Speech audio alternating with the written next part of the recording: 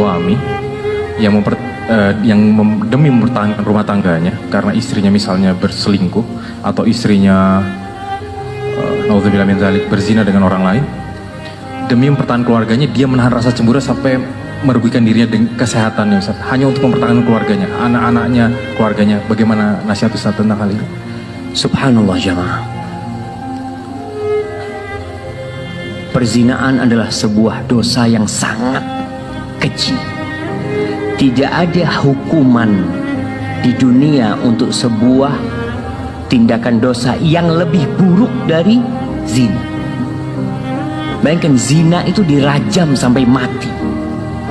Seluruh tubuhnya itu harus merasakan tuh lemparan batu itu sampai mati. Kalau orang membunuh, dibunuh, selesai.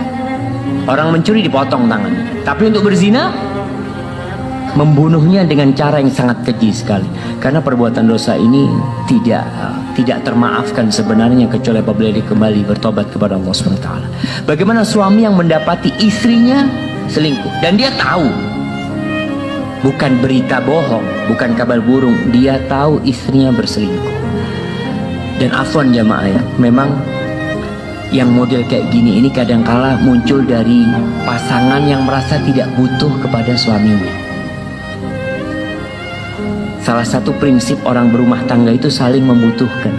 Allah mengatakan hunna libasul lakum wa antum libasul lahun.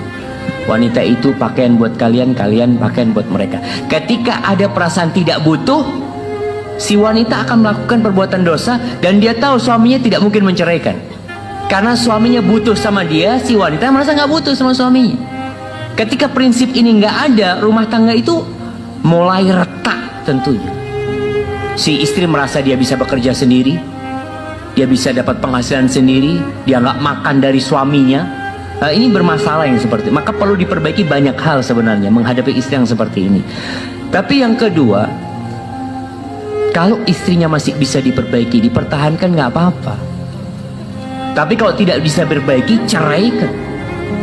Kalau tidak, kita masuk dayuth yang tidak akan masuk surga. Karena dia membiarkan dia sebagai istri kita dan kita tidak mengingkari kemungkaran tersebut. Kita tidak mengingkari. Orang yang melihat kemungkaran kemudian diem, itu disebut syaitanun akhros, setan bisu. Kok setan sebenarnya ketika melihat kemungkaran itu terjadi? Bismillah, cerai. Urusan anak-anak, subhanallah. Untuk perceraian jamaah, antum baca surat At-Talaq.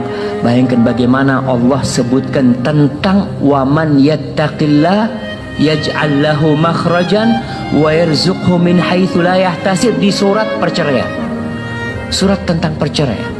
Karena biasanya orang kalau mau bercerai itu banyak yang dia pikirkan. Nanti gimana anak-anak, nanti gimana anak di depan teman-teman, nanti gimana sama mertua, gimana sama orang tua. Banyak yang dia pertimbangkan. Tapi kalau sudah kasusnya berzina seperti ini dan tidak bertobat istrinya, maka ceraikan. Supaya kita tidak ikut dapat dosanya itu.